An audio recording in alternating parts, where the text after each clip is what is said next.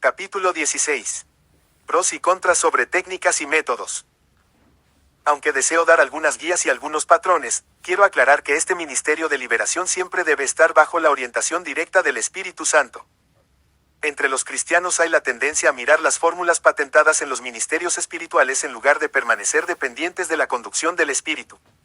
He observado que diversas personas comprometidas en el ministerio de liberación utilizan sistemas muy distintos. Esto es entendible, pues la Biblia no da muchos detalles sobre los métodos empleados ya sea por Jesús o por sus discípulos. No debemos atarnos en pequeñas reglas que hemos hecho para nosotros mismos. Entonces, ¿cómo han resultado tales reglas? Si obtenemos éxito usando una técnica determinada, entonces nos inclinamos a concluir que es la técnica la que hizo el truco. He encontrado que el Espíritu Santo goza con la variedad y que podemos descansar en él para cualquier técnica que sea necesaria. ¿Cuáles son algunas de estas reglas hechas por el hombre? Alguien puede decirnos que nunca deberíamos imponer las manos en una persona de quien se están expulsando demonios. Otro individuo insistirá justamente en lo contrario, que siempre debemos imponer las manos en la persona. Aún habrá quien alegue que es necesario frotar el vientre de la persona o golpearle la espalda a fin de que los espíritus salgan. Si comenzamos a mirar métodos y técnicas, terminaremos en una confusión sin esperanza, y esto es exactamente lo que el demonio quiere que hagamos. La verdad del asunto es que el Espíritu Santo puede dirigirle a usted a hacer alguna o todas las cosas mencionadas antes.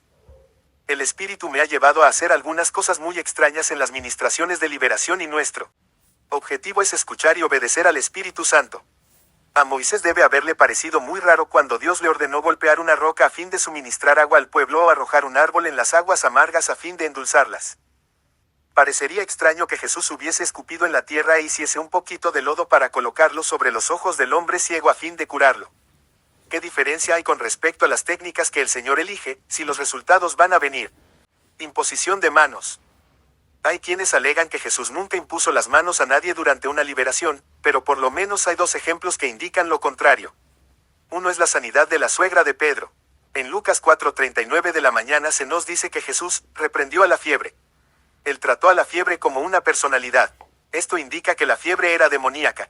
El relato paralelo en Mateo 8:15 de la mañana dice: y tocó su mano, y la fiebre la dejó. Un segundo ejemplo de imposición de manos para liberar una persona fue el caso de la mujer que estaba atada por un espíritu de enfermedad.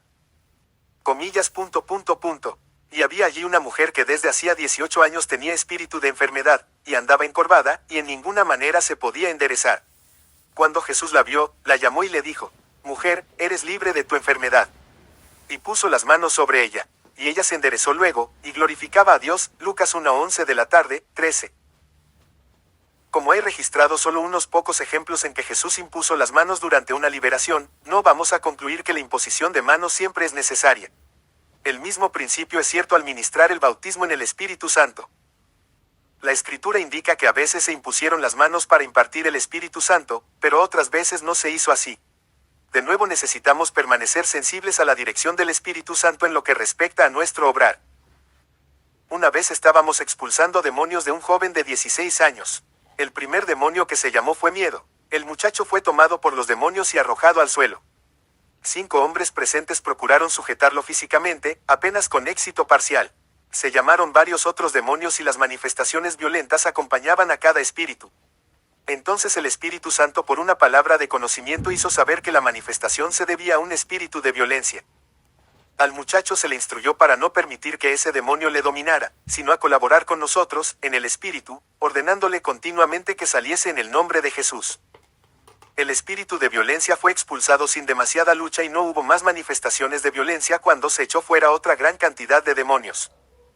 Así aprendimos que un demonio presente en una persona se puede manifestar a sí mismo aun cuando otros espíritus se hayan llamado antes. Esto demostró ser de mucha utilidad para comprender algunas cosas. En muchas liberaciones posteriores, cuando la persona se volvía violenta, se expulsaba el demonio de violencia y las manifestaciones violentas pasaban completamente. Un caso muy interesante fue el de una mujer de más o menos unos 30 años. No era una persona físicamente fuerte y 3 meses antes de la liberación se le había hecho una intervención quirúrgica mayor. Sin embargo, mostró una fortaleza física poco natural bajo las manifestaciones del demonio. Cuando la ministración comenzó, fue arrojada al piso y yacía sobre la espalda. A causa de su fuerza sobrehumana se asignó a una persona para cada uno de los 4 miembros.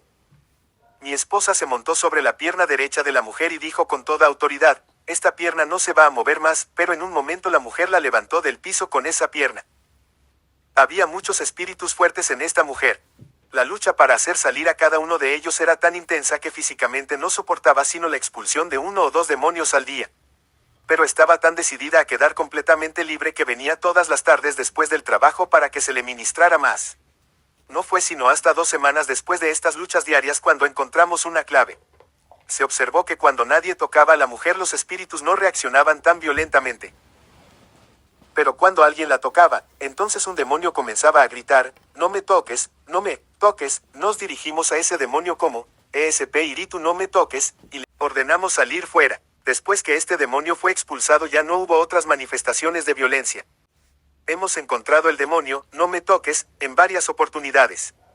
En algunos casos los demonios reaccionaban solo al contacto de un hombre, pero en otros únicamente al contacto de una mujer. Hay ocasiones en que es mejor no imponer manos sobre las personas. Son mucho más frecuentes los casos en que la imposición de manos ayuda a desalojar los espíritus del mal. Otras veces cuando los espíritus hablan a través de la persona, ocasionalmente sucede que el espíritu grita y gime, tu mano está caliente, me quema, o palabras semejantes. Los demonios pueden sentir la unción de la mano que está ministrando y son torturados por esa unción.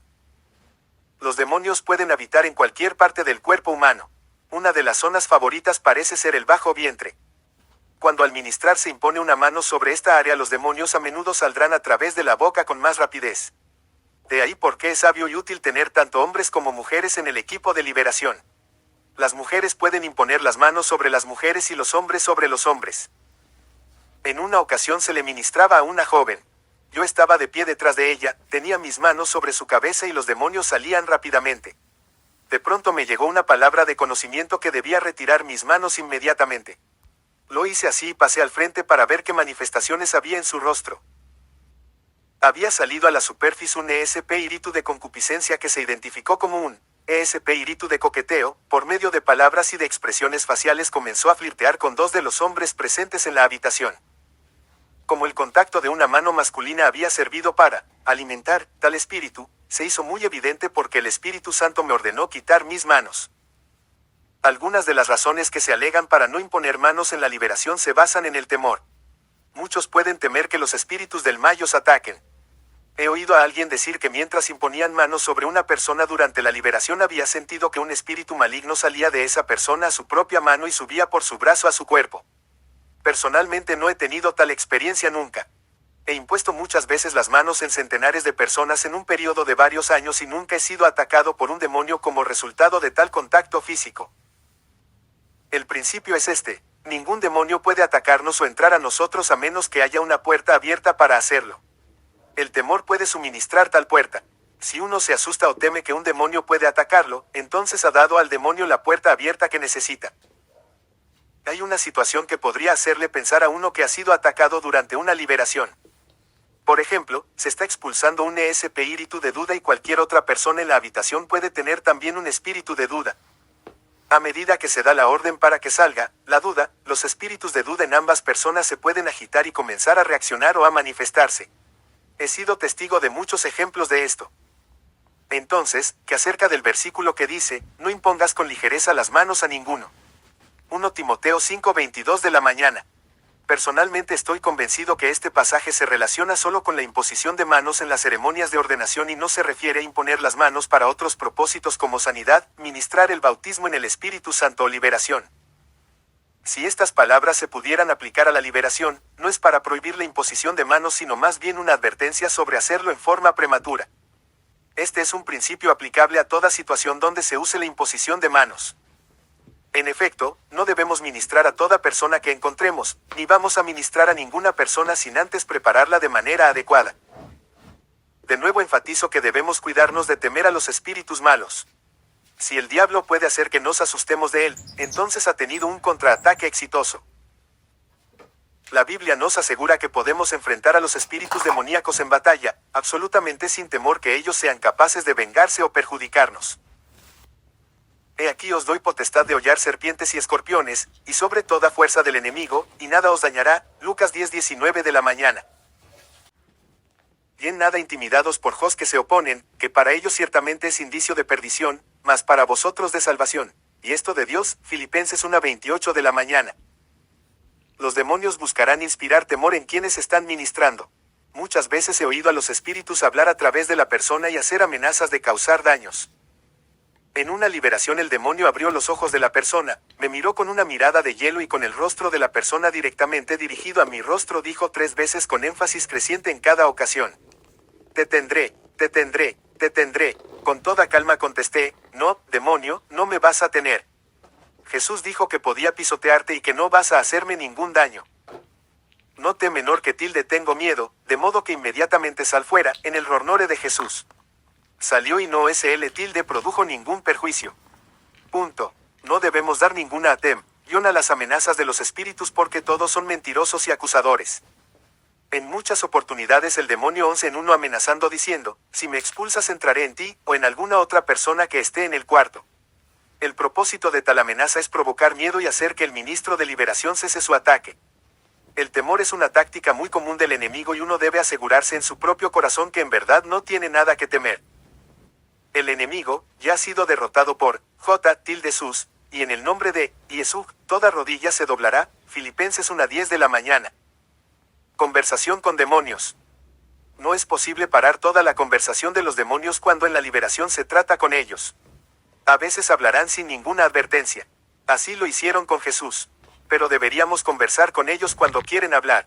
He llegado a un punto de vista muy conservador sobre este tema. No se debería conversar con los demonios a menos que el Espíritu Santo indique que hay algún propósito específico al hacerlo. En la liberación del endemoniado gadareno Jesús ordenó al Espíritu hablar al preguntar ¿cómo te llamas?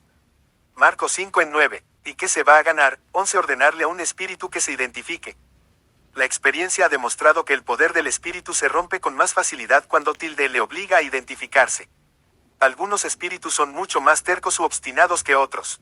En la mayoría de los casos, un espíritu terco saldrá cuando se vea forzado a identificarse. Su poder quedará roto. Sin embargo, hay un peligro inherente al conversar con los espíritus demoníacos. Uno nunca se debe permitir conversar con los demonios a fin de adquirir conocimiento. La Biblia prohíbe estrictamente tales comunicaciones con los demonios, Deuteronomio 6:10 de la tarde, 11. El cristiano tiene al Espíritu Santo como su fuente de conocimiento, de sabiduría y de orientación. Inclusive, cuando se les ordena decir la verdad en el nombre de Jesús, los demonios mentirán en esas ocasiones. Sin embargo, hay veces en que el Espíritu Santo hará que se obligue a un demonio a decir los nombres de los otros espíritus que viven en el cuerpo de una persona. No sobra insistir que el propósito de EST es desbaratar su resistencia y que no se debe convertir nunca en un sustituto del don de discernimiento de espíritus. No tenemos que depender de las bocas mentirosas de los espíritus del mal para que nos den información que debemos y podemos obtener por medio del Espíritu Santo. Cuando al principio comencé mi ministerio de liberación, ordenaba a los espíritus que hablasen. Muy poco tiempo después encontré que todos hablan las mismas cosas y que mezclan un poco de verdad con muchas mentiras. El novato está pronto a querer escuchar a los demonios, pero también muy pronto aprenderá que eso no es necesario. Los demonios son suficientemente hábiles como para conocer que mientras puedan mantener tilde a conversación no se les va a ordenar que salgan, en realidad odian escuchar las palabras, cállate, y sal fuera. Su charla siempre es una táctica dilatoria. Pero había en la sinagoga de ellos un hombre con espíritu inmundo, que dio voces, diciendo, ¿qué tienes con nosotros, Jesús Nazareno? Has venido para destruirnos. Sé quién eres, el Santo de Dios. Pero Jesús le reprendió, diciendo, cállate, y sal de él. Y el espíritu inmundo, sacudiéndole y con violencia, y clamando a gran voz, Sayuno y C0DE1, Marcos 1:23 de la mañana, 26. También vale la pena preguntar a los demonios aun cuando a veces no hablan por medio de la persona a quien se está liberando. Una vez vino una señora que tenía muchos síntomas de opresión demoníaca. 2 horas de intensa ministración no produjeron resultados. No hubo la más leve manifestación que algún demonio estuviese presente o que hubiera salido. Al día siguiente, mientras leí el Evangelio de Marcos, llegué al relato familiar del Gadareno en el capítulo 5. El Espíritu Santo hizo que me detuviera en el versículo 7 donde el demonio había clamado, no me atormentes. Fui al lexicón griego y encontré que la palabra, tormento, significa preguntar aplicando tortura. Llamé a la mujer, la hice volver esa tarde y comencé a bombardear a los espíritus con preguntas, ¿cómo se llaman? ¿Cuánto hace que están ustedes allí? Son tan tontos para pensar que pueden resistir el nombre de Jesús, etc. En el curso de pocos minutos la mujer comenzó a toser y a expulsar demonios. Los espíritus no habían hablado a través de esta mujer ni habían dado ninguna señal de escuchar lo que yo dije, pero la tortura de ser interrogados rompió su poder. Podemos estar seguros que nuestras preguntas y órdenes son efectivas, inclusive antes de ver resultados exteriores. Interrupciones durante la ministración. La liberación se puede hacer en una atmósfera tranquila.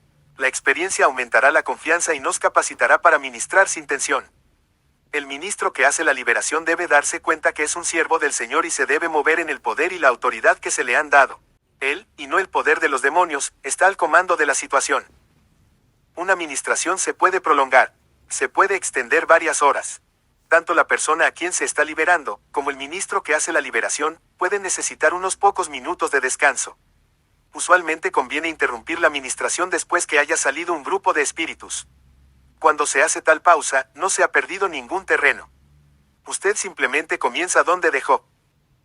A menudo sucede que en mitad de una liberación la persona recuerda otras áreas donde los demonios han entrado o que el Espíritu Santo la haga consciente de alguna información relacionada. Entonces está bien suspender y permitirle compartir esas cosas. Sin embargo, se debe ser muy cuidadoso sobre las astucias del enemigo. Las personas en quienes se está ministrando pueden decir, necesito un poco de agua, o quiero ir al baño, o dar alguna otra excusa para dejar la habitación. A veces esto puede ser un demonio que está hablando y no la persona. El demonio procurará que la persona salga. Si uno está alerta no necesariamente será víctima de ese truco. Cuán profundamente ha sido tomada la persona por los espíritus. Son sus ojos fijos. Es la voz la de la persona. ¿Qué dice tu propio espíritu? Un amigo mío era nuevo en el ministerio de la liberación. Él y un compañero estaban expulsando demonios de otro hombre. Los espíritus habían dominado a este hombre y los dos ministros lo sostenían sobre el piso con todas sus fuerzas para impedir que sus manos y sus pies se movieran. Después de un momento el hombre se quejó que lo estaban lastimando y que necesitaba descansar durante unos minutos. Sin darse cuenta que era el demonio el que hablaba y no el hombre mismo, le dejaron en libertad. Tan pronto como las piernas quedaron libres el demonio hizo patear al hombre y mi amigo sufrió la fractura de 3 costillas. Este es un caso raro, pero enfatiza la necesidad de reconocer quién es el que habla. Posiciones del cuerpo. Como los demonios salen principalmente a través de la boca o de la nariz, y esta expulsión se puede acompañar con moco o flema, es mejor tener a la persona en una posición compatible con tales manifestaciones. Una de las mejores posiciones es que la persona esté sentada en una silla recta y se incline hacia adelante a partir de la cintura con los brazos descansando sobre las rodillas. Para ministraciones cortas la persona puede estar de pie. En unos pocos casos la persona puede querer echarse sobre el piso o colocarse sobre sus manos y sus rodillas. La posición variará de acuerdo con el tipo de manifestaciones que se produzcan. Por regla general la persona se ajustará a cualquier posición que sea mejor sin instrucciones específicas. Es cuestión de saber lo que es normal o natural. Asistí a un servicio donde un ministro que es muy prominente en el Ministerio de la Liberación dirigía una liberación en grupo. Era una reunión grande y RCA de 100 personas habían pasado adelante para la liberación. El ministro pidió que quienes tuvieran experiencia en la liberación se mezclasen con el grupo para ayudar. Un joven cerca de mí fue tomado inmediatamente y cayó al piso. Tosía violentamente y los demonios salían con flema de su boca. Era verano y el aparato de aire acondicionado no trabajaba y hacía mucho calor. Una pequeña multitud se reunió alrededor de este joven y se pudo ver que estaba muy incómodo. Entonces hubo una pausa en el proceso de liberación y sugerí que se le dejara sentar durante unos minutos, pero un individuo al lado mío me reprendió en una forma muy dura y me dijo que era necesario que el hombre se quedara en la posición que tenía hasta cuando todos los espíritus hubieran salido. Accedí a la solicitud pues, la liberación del joven era más importante que entablar una discusión con ese hermano.